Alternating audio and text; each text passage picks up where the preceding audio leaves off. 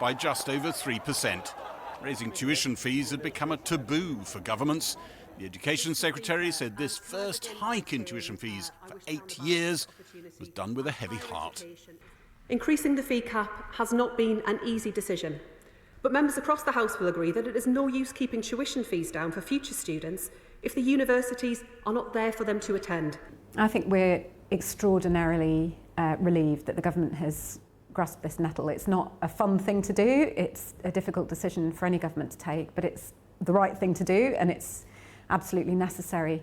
In the last decade, universities like Bradford found their real resources sinking with the freeze on tuition fees and a more recent tightening of overseas student numbers layered on top. This government has not hesitated to grip the challenges we face. Some worry the additional funds won't touch the sides. That increase isn't really going to offer a significant amount of help to all universities. So in reality, if I take my university as an example, the national insurance contributions will cost us another 1.6 million a year, and an increase in that fee level won't cover the cost of that if it's just for first year students next year. I can't afford another £250 to be built up over 3 years and then to have all the interest on it, especially with the rates of interest at the moment. I don't think they're really thinking about the students starting. I think they're just thinking about the unis. Imagine having to pay extra £250 or £258. You're just going to start, thinking about where you should even go to university or not. The government said it will, at the same time as increasing tuition fees from next year, also increase the size of maintenance loans to students. Both are one-year-only deals for now. Do you get any sense that's where thinking in government is moving towards, regular inflationary rises for tuition fees and maintenance? I don't know whether we're there yet, but we think today is a hell of a step in the right direction. It's a conversation that's been going on though, isn't it? Obviously we would like it to become part of the normal run of things, but we know that that's not easy for anybody to do. I did at one stage think that we should abolish student fees altogether. By the time of the election campaign, Labour had moved a long way from that, but wasn't ready to back a fees increase.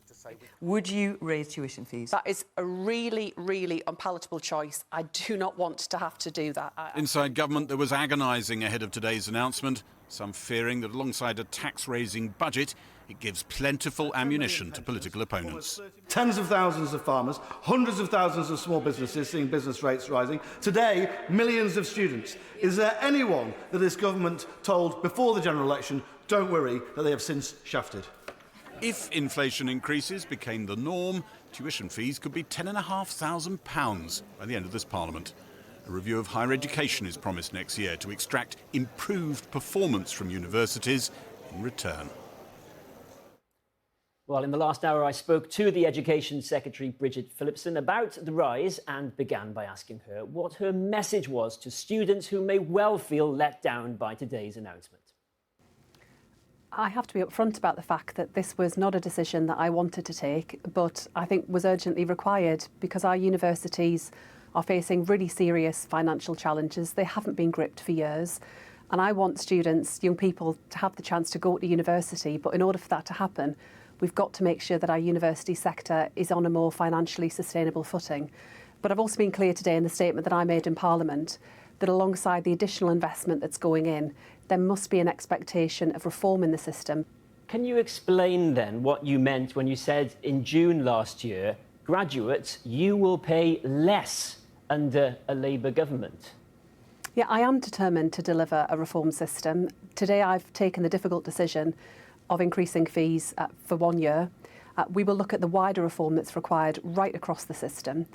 And that includes both student funding and finance, but also the state of the sector overall, because I think... Just very Sure. sorry to cut in, but it's obviously important that if you promise that people will pay less, that graduates will pay less under Labour government, are you now saying that that is still the case, that's still the promise? I want to deliver a better system for students, that remains true. But I have to be upfront about the scale of... a better system, a fairer system. But I have to be upfront. Less, I'm really sorry. They're your words, Ms Phillipson. They're your words. I'm just asking: are you sticking to them, or have you ripped that up? No, I'm determined to deliver a better, fairer system for students and for the university sector. That remains true. What I do have to be upfront about is that the public finances are in a terrible mess. We face some really tough choices right across education. Obviously, we're talking at the moment about universities, absolutely crucial. But I've faced some tough choices right across the board as Education Secretary in early years, in schools, in further education colleges. There will have to be reform as a part of that. And I do expect more from the university sector, particularly where it comes to making sure that university is there as an option for young people from working class backgrounds. And you said today in Parliament that you wanted more efficiencies from universities, and that means reining in excessive spend and waste. Well, what are you getting at there? Can you give us some examples? What I'm saying to the sector, take a long, hard look at executive pay and make sure they're doing everything that they can to drive economic growth, to play their part in the system and to act as civic anchors in towns and cities. The question was about examples where they're not reining in expense and waste. Yeah. Wasteful spending, executive pay, they should take action in those areas. So you want to see Vice-Chancellors paid less? I think in the wider context, particularly where it comes to the difficulties that many students are experiencing, then yes, Vice-Chancellors should make sure that their pay and the pay of their wider leadership teams is fair and can be justified. Can you rule out further raising of tuition fees in this Parliament? As part of the reform that we will now be embarking on in the months to come, we'll be looking at all of these decisions, both in terms of student support, the level of the fee, but also the sector overall, working with the Office for Students, the regulator, and with the sector too. So I'm not ruling anything out or ruling anything in, but this is something that in the months to come I want to work with the sector on to get this right. And just finally, I mean, on the one hand, you're saying universities can have more money in the form of increased tuition fees, but this Labour government is also asking them to pay more in national insurance contributions, in tax. So are they actually going to be better off, universities, after those two changes? Well, like all businesses, it's for universities to decide how they manage their budgets. Universities are autonomous, independent institutions. They prize that. But what I would say is that when we set out details around the secondary legislation that will be laid before Parliament, we'll publish an impact assessment around that as well. OK, Bridget Phillipson, Education Secretary, thank you ever so much. Thank you.